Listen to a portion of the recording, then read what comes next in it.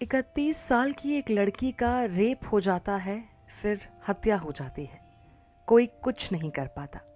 एक लड़की से उसके सपने, उसका भविष्य, उसकी जिंदगी सब छीन ली जाती है और कोई कुछ नहीं कर पाता। एक परिवार से उनकी बेटी, होनहार बेटी, चिंता करने वाली, प्यार करने वाली बेटी छिन जाती है और कोई कुछ नहीं कर पाता। कोलकाता में जूनियर डॉक्टर के साथ रेप और हत्या की वारदात ने हम सबको झकझोर कर रख दिया है। एक लड़की होने के नाते मैं हर लड़की के अंदर पल रहे गुस्से, डर, अफसोस को अच्छे से समझ सकती हूँ। डॉक्टर्स, जूनियर या ट्रेनी डॉक्टर्स जो अपने लिए किसी न किसी तरह के प्रोटेक्शन की मांग कर रहे हैं, उनका डर भी समझा जा सकता है। हर तरफ या तो हड़ताल का शोर है, राजनीति की चीख है, न्याय मांगने वालों की पुकार है। लेकिन क्या कोई उस परिवार के बारे में सोच रहा है जिसने अपनी बेटी खो दी है? क्या कोई वाकई उस लड़की के बारे में सोच रहा है जिसके सामने उसकी पूरी जिंदगी पड़ी थी, पूरा करियर पड़ा था और एक रात वो सब कुछ अचानक उससे छीन लिया गया? 9 अगस्त, वो तारीख जिसे कभी ये परिवार भूल नहीं पाएगा। 62 साल के एक बूढ़े पिता ने अपनी होनहार बेटी हमेशा के लिए खो दी। जिस बेटी को पढ़ाने के लिए, उसके डॉक्टर बनने के सपने को पूरा करने के लिए इस पिता ने पिछले कई सालों से लगातार मेहनत की थी, वो बेटी अपने सपनों के साथ ही उन्हें छोड़कर चली गई। यहाँ कह सकते हैं कि उनसे छीन ली गई।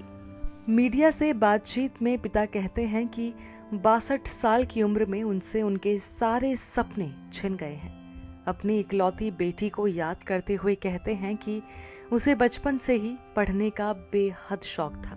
स्कूल में टीचर्स हमेशा उसकी तारीफ करती थी, उसे अपनी गोद में उठा लेती थी, उससे इतना प्यार करती थी। आज से महज 2 हफ्ते पहले तक एक आम जीवन बिताने वाली जूनियर डॉक्टर के पिता टेलर हैं। वो बताते हैं कि अक्सर लोग उनसे पूछा करते थे कि कैसे इतना छोटा या आम काम करते करते भला उन्होंने अपनी बेटी को डॉक्टर बना दिया। इसके जवाब में अक्सर वो कहा करते थे कि उन्होंने कुछ नहीं किया है, उनकी बेटी ही इतनी होनहार है कि वो जो कुछ बनी है अपने दम से और अपनी मेहनत से बनी है। वो कहते हैं कि उनका परिवार एक गरीब परिवार था, सब कुछ अपनी मेहनत से जोड़ा था। उन्हें आज भी याद है जब उनकी बेटी ने उनसे आकर कहा था कि वो डॉक्टर बनना चाहती है। उसने कहा था कि पापा, डॉक्टर बनना अच्छी बात है, लोगों की मदद करने का मौका मिलता है, आपको क्या लगता है? बेटी के इस सवाल पर वो जान गए थे कि वो डॉक्टर ही बनना चाहती है, तो इसीलिए उन्होंने एक मामूली टेलर होने के बावजूद बेटी की खुशी के लिए, इस महंगी पढ़ाई के लिए सब कुछ करने को तैयार हो गए। बेटी को याद करते हुए पिता बताते हैं कि वो कभी अपने लिए कुछ नहीं मांगती थी। उसे बचपन में अनार बहुत पसंद थे। एक बार दुर्गा पूजा के समय पूरा परिवार बाजार गया तो उसने पूछा था कि पापा, क्या हम कोई फल नहीं लेंगे? क्या पूजा के लिए आप अनार नहीं लेंगे? परिवार बताता है कि आने वाले कुछ समय में वो बेटी की शादी की तैयारी कर रहे थे। लड़का ढूंढ लिया था और कुछ ही टाइम में बेटी की सगाई भी हो जाती, लेकिन उससे पहले ही वो उन्हें छोड़कर चली गई। पिता कहते हैं कि वो अक्सर कहती थी कि शादी के लिए इतने पैसे कहाँ से लाएंगे पापा, लेकिन फिर कहती थी कि आप चिंता मत करना, मेरी शादी के लिए मैं पैसे जोड़ लूंगी। परिवार ये भी याद करता है कि कैसे बेटी ने कोरोना के टाइम पर लोगों की बहुत मदद की थी। वो कहते हैं कि कई दफे तो लोग आकर उनकी बेटी के पांव छूते थे, उसका शुक्रिया अदा करते थे। आज वही लोग उनके घर आ रहे हैं, पूछ रहे हैं कि डॉक्टर दीदी के साथ ऐसा भला कैसे हो सकता है। सिर्फ परिवार ही नहीं, उसके साथ काम करने वाले, उसके साथ पढ़ने वाले लोग भी कहते हैं कि बाकी लोगों की तरह उसने मेडिकल प्रोफेशन सिर्फ पैसे कमाने के लिए नहीं चुना था।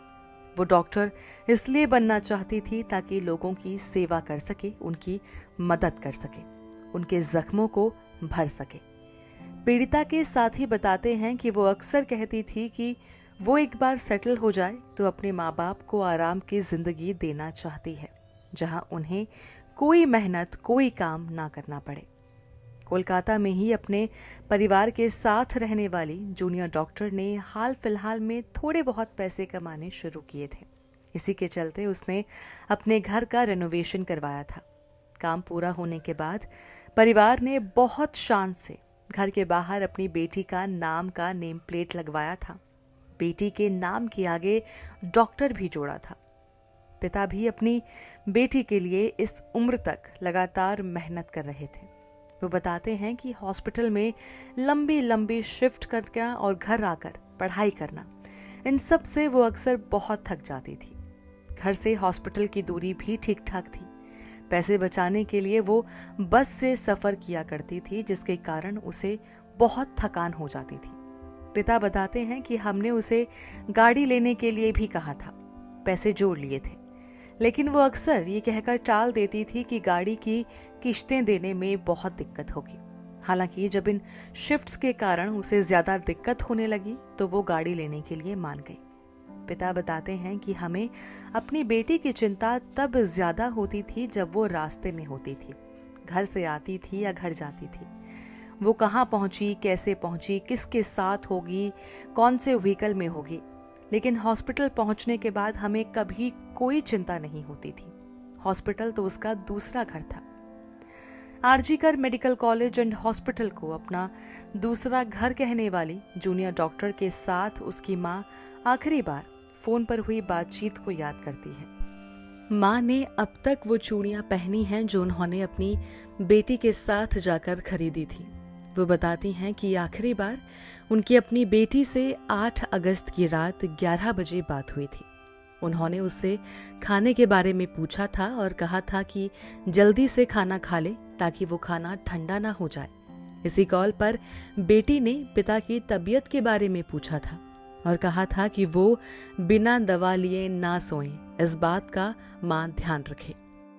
बेटी के अपनी माँ को आखिरी शब्द ही यही थे कि आप मेरी चिंता मत करना, मैं ठीक हूँ।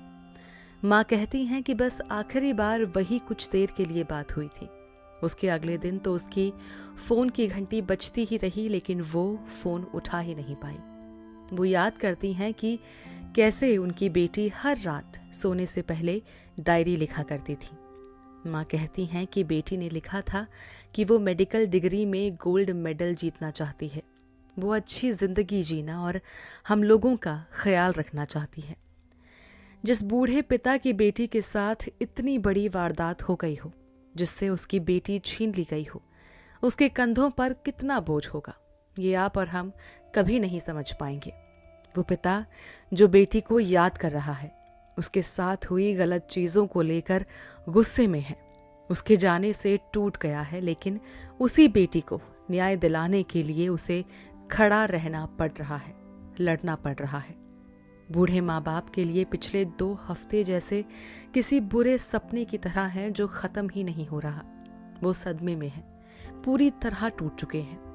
घर के पहले फ्लोर पर बेटी का कमरा था। 10 अगस्त के बाद ये माँ बाप अपनी बेटी के उस कमरे तक में नहीं जा पाए हैं।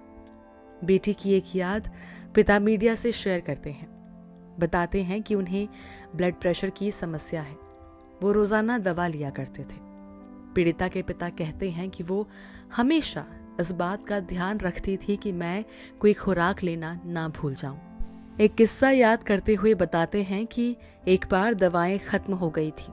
मैंने सोचा था कि अगले दिन खरीद लूंगा, लेकिन बेटी को पता चल गया। रात के 10 या 11 बज रहे थे। उसने कहा कि जब तक दवाएं नहीं आ जाती तब तक कोई खाना नहीं खाएगा। ऐसी तो मेरी बेटी थी, मुझे कभी किसी चीज़ की फिक्र नहीं होने दी। अपनी बेटी को लगातार याद कर रहा ये पिता उन सभी लोगों का भी शुक्रगुजार है जो सड़कों पर उसकी बेटी के लिए इंसाफ मांग रहे हैं। वो कहते हैं कि मेरा दिल टूट गया है, लेकिन इन सभी लोगों ने मुझे हिम्मत दी है। हमने एक बेटी खोई है, लेकिन लाखों बेटे बेटियां हमें मिल गए हैं। 9 अगस्त को कोलकाता के RG Kar medical college and hospital के सेमिनार हॉल में बेटी के साथ हुई रोंगटे खड़े कर देने वाली इस घटना के बाद दोनों बूढ़े माँ बाप के कई बयान सामने आए हैं। उन्हें लगता है कि उनकी बेटी के साथ जो कुछ हुआ उसमें कोई बड़ा आदमी भी शामिल है। यही वजह रही कि कोलकाता पुलिस की जांच से डॉक्टर का परिवार शुरू से ही संतुष्ट नहीं था।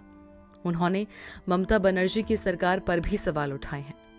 फिलहाल मामले की जांच सीबीआई के हाथ में आ गई है तो परिवार के मन में थोड़ी सी उम्मीद जागी है कि शायद अब उनकी होनहार बेटी को आखिरकार इंसाफ मिल ही जाएगा।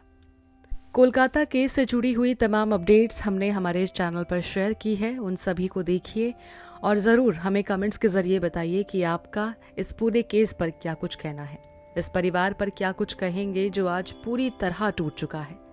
ज़रूर शेयर कीजिए हमसे अपने व्यूज़ अपने कमेंट्स के थ्रू और सब्सक्राइब करना बिल्कुल ना भूलें हमारा चैनल डार्क टेल्स।